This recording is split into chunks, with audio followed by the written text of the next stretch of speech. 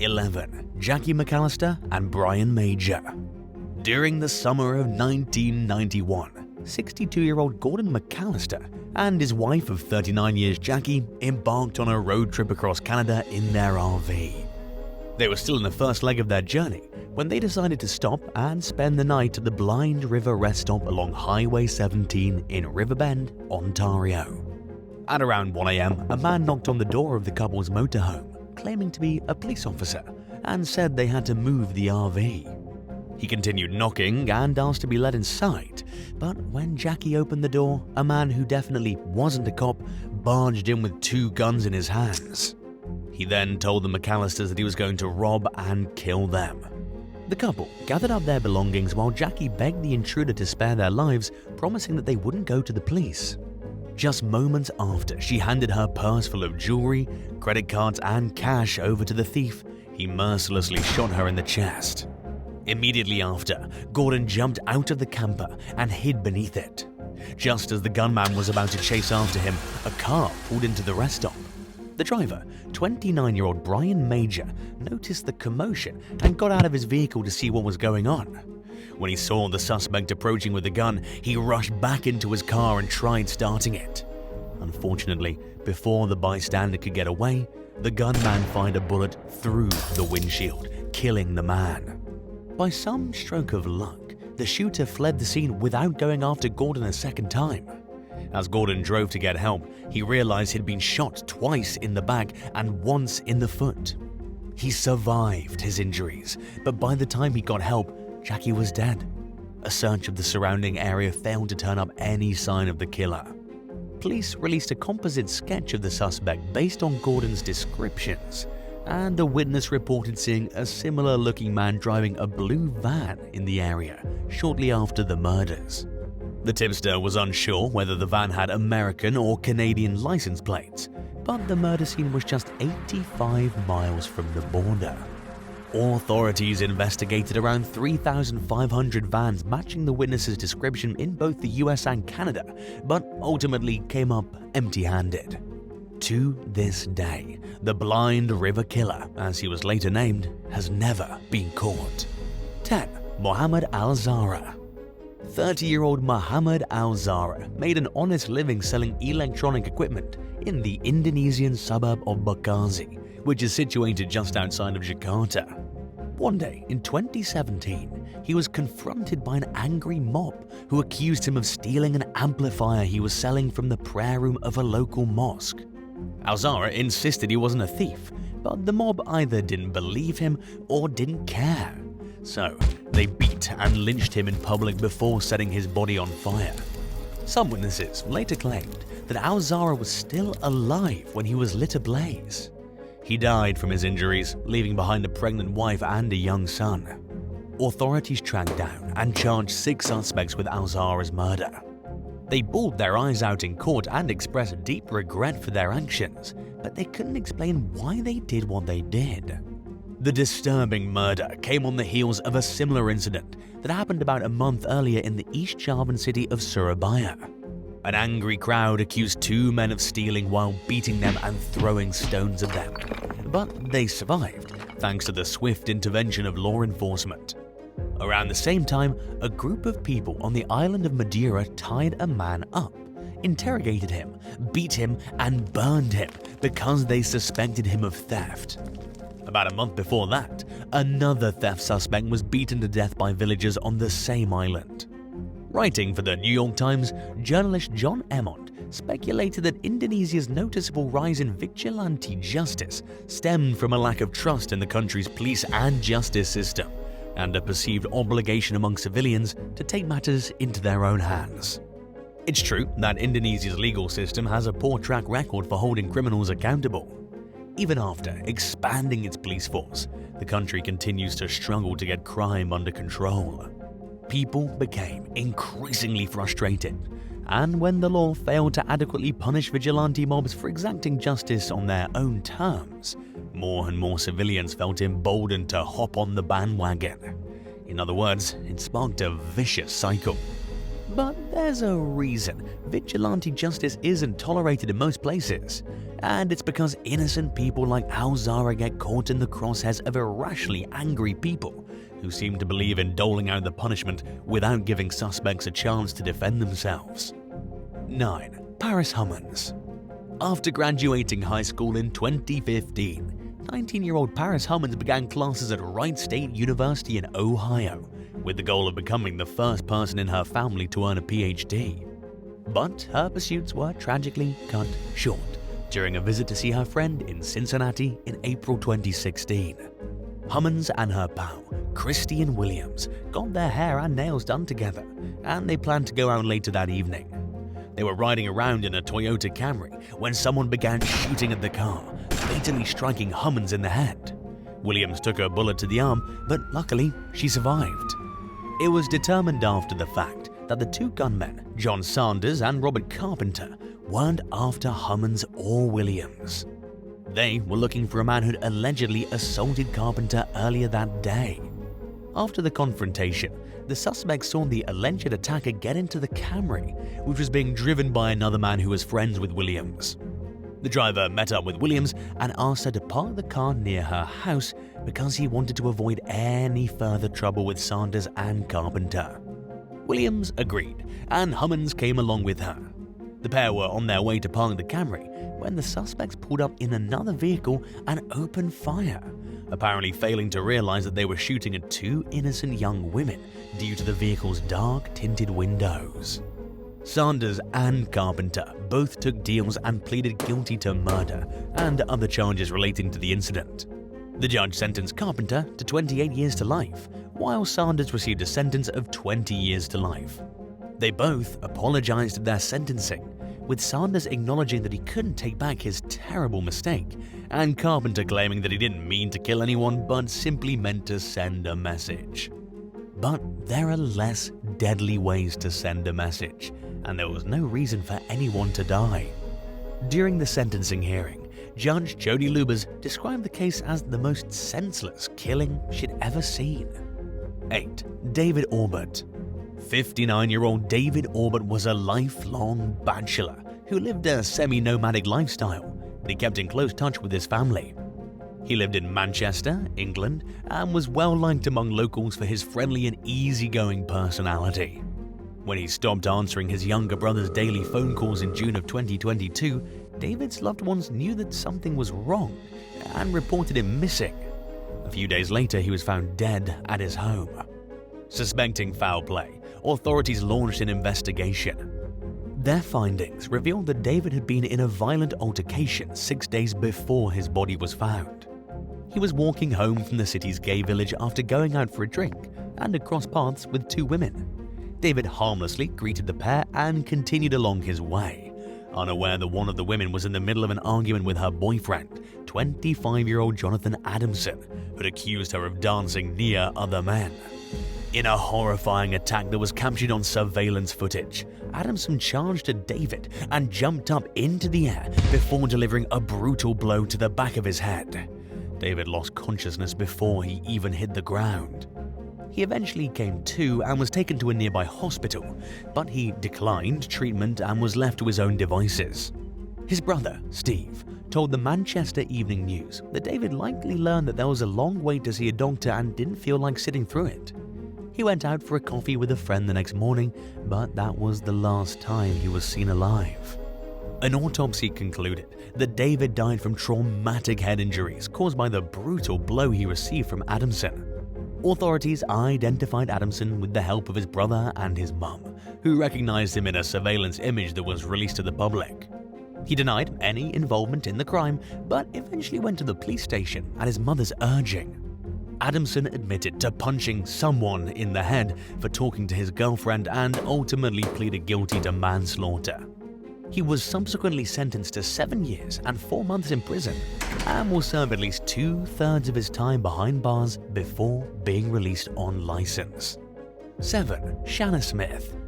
After finishing the night shift at an Amazon warehouse in Union City, Georgia one morning in 2016, 24-year-old Shanna Smith agreed to drive a co-worker home. After dropping the colleague off at their house in southwest Atlanta, Smith began to drive away. But before she made it out of the neighborhood, her car was sprayed with bullets, one of which struck the young woman in the head. She ended up losing control of the vehicle and it veered into a ditch. Detectives were then called to the scene and found Smith's lifeless body behind the wheel of the car. They collected 43 shell casings from 5 different guns, including 2 AR-15s. One of the shooters, Dejon Fuller, left his cell phone behind as well, so law enforcement tracked him down and brought him in for questioning. He reportedly said that a gang rival in a dark BMW had shot one of his fellow gang members the day before. When Smith drove by, Fuller and 4 other men, Matthew Larkins, Travon Mack, Darian Sherry, and Richard Ash, were lying in wait in hopes of exacting revenge against their enemy. Smith happened to drive a dark BMW, and they mistook it for the rival shooter's vehicle. Larkins and Mack were convicted of a slew of charges, including murder, felony murder, participation in criminal street gang activity, aggravated assault with a deadly weapon, criminal damage to property, possession of a firearm during the commission of a felony, and possession of a firearm by a convicted felon. They each received the maximum sentence of life in prison plus 25 years. But the outcomes of the cases against the other 3 suspects are unclear. 6. Tatiana Igonina.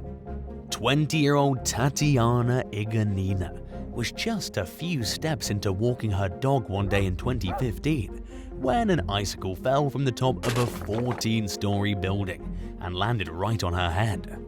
The incident happened in the Siberian city of Novosibirsk, where ice, cold, and free-falling icicles are nothing new. In what can only be described as a freak accident, Igonina was crushed by the icicle while her dog narrowly escaped its path. Bystanders, including the young woman's mother and some doctors, gathered at the scene in an attempt to help Igonina.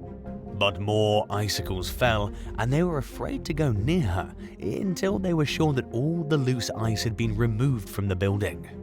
By the time they finally reached Igonina, she'd succumbed to her injuries. City employees had cleared the building's roof just a week earlier, but they didn't notice that chunks of ice had accumulated on the top of a canopy that a resident had put up over their balcony. The workers assumed that the resident would have taken it upon themselves to keep the canopy clean, but apparently they didn't. According to the Siberian Times, it's fairly normal for icicles to fall on people in Novosibirsk. Spring is an especially dangerous time because of the melting temperatures, but it's relatively rare for an icicle to kill someone. Prior to Igonina's untimely death, the last person to be fatally crushed in the city was an 83-year-old who was struck in 2008. At the same time, there were at least a handful of near misses in the month leading up to Igonina's death, suggesting that sheer luck can be credited for the lack of tragedies over the years. 5. Sandra Amoros. After finishing their shift at a bar in Mallorca, Spain one night in 2019, 24-year-old Sandra Amoros and 25-year-old Adelardo Contador went to the nearby Cala Vinyes beach to stargaze. They were sitting on a half-ton boulder, enjoying the view, when the giant rock suddenly tipped over and rolled on top of them. Unfortunately, Amoros was instantly crushed to death. Contador survived, but his legs were beneath the boulder. He called out for his friend, hoping she was still alive, but received no response. Luckily, he managed to alert emergency services to his location before losing consciousness. It took emergency responders a full 2 hours to get him out from beneath the rock. The next thing Contador remembered was waking up in the hospital. He broke several vertebrae as a result of the incident, and he had to undergo surgery in order to repair the damage that was caused. In one of the first interviews he gave to the media after the disturbing tragedy, he told local news outlet Diario de Mallorca that it happened quickly. In his words, before noticing, the boulder had fallen over on us. He said that Amoros took him there after promising to show him a beautiful place. Contador disapproved of the site being open to the public, given its dangers. He said that he believes the site should be blocked off so that nobody can access it, which he thinks would significantly decrease the chances of something like this happening again. 4. Isaiah Colanzo. While riding through the New York City subway through Brooklyn one night in April 2023, 18-year-old Isaiah Colanzo got into an argument with 25-year-old fellow strap-hanger Mark Smith. One of Colanzo's friends had allegedly pulled the train's emergency brake, and Smith initially confronted that friend. However, Colanzo stepped in to try de-escalating the situation, which only made matters worse. The fight quickly became physical and ended with Colanzo being fatally stabbed. Smith fled the scene, but turned himself into police several days later. He was charged with manslaughter, assault, and possession of a weapon. In a jailhouse interview with the New York Daily Times, Smith said that he deeply regretted what happened and wished he could take it all back. He claimed he didn't mean to stab Colanzo and that he's a good person who acted in self-defense. The judge initially set Smith's bail at $60,000, but reduced it to $20,000 after learning that Colanzo's friends allegedly texted each other to get their story straight before talking to the police.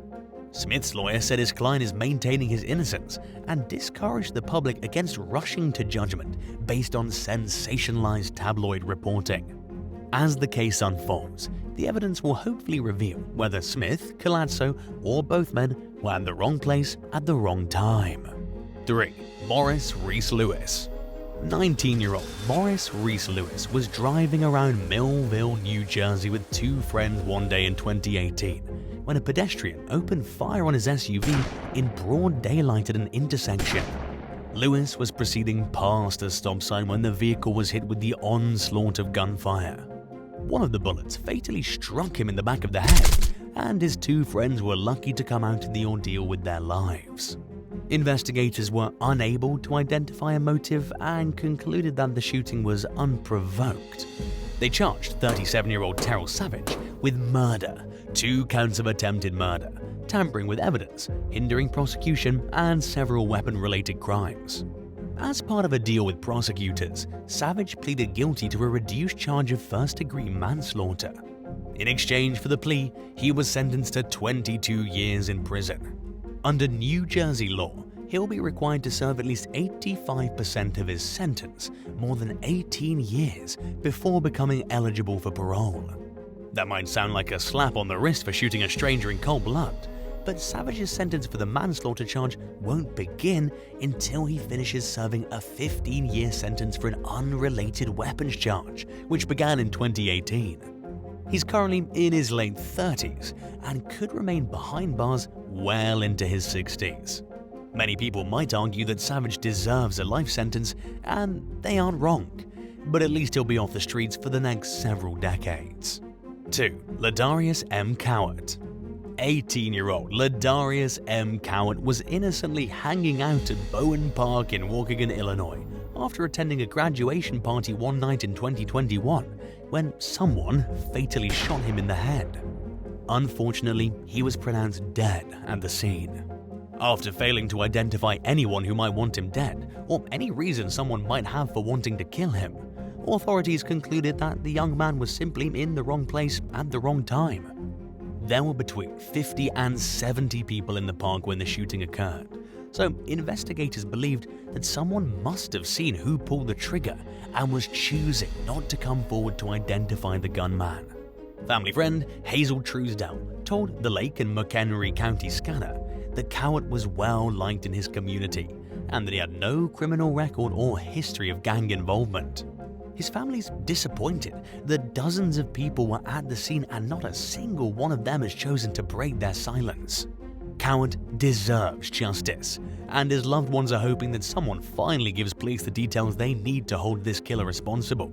The Lake County Crime Stoppers is offering a $1,000 reward for information leading to the suspect's identification and arrest.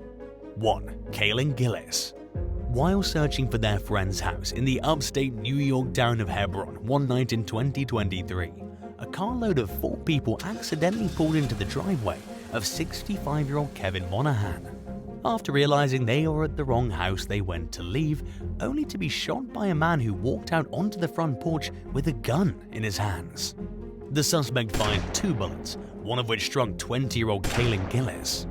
The group drove to the neighboring town of Salem and summoned emergency help, but by the time first responders arrived at the scene, Kaylin had died from her injuries. When officers responded to Monahan's home, he reportedly refused to come out. But they eventually coaxed him into custody with the help of a 911 dispatcher, who spoke with him over the phone during the hour-long negotiation. Monahan now faces a second-degree murder charge for the crime. Many people don't realize this, but most of New York State is rural. Some places have weak cell phone service or no signal at all, and it's easy to get lost. Hebron is a remote town, so it makes sense that a group of people who are unfamiliar with the area got confused, and there's no reason to believe that they did anything to provoke the shooting. Under state law, it's illegal to shoot someone unless you can prove that your life was in imminent danger and that you had no opportunity to escape the person who was threatening you. In other words, unless you're backed into a corner at gunpoint, it's a bad idea to pull the trigger, even if that person's on your property. This means that at the very least, Monahan has a lot of explaining to do and a major burden of proof to meet if he plans to claim that he acted in self-defense. Would you rather bear an uncanny resemblance to a habitual criminal who lives in your area and be routinely mistaken for this person by police and civilians, or be robbed while carrying $1,000 worth of merchandise to your car at the end of a shopping trip? Let us know in the comments down below. And if you like this video, subscribe to the channel. Thanks so much for watching, and we'll see you next time. Bye.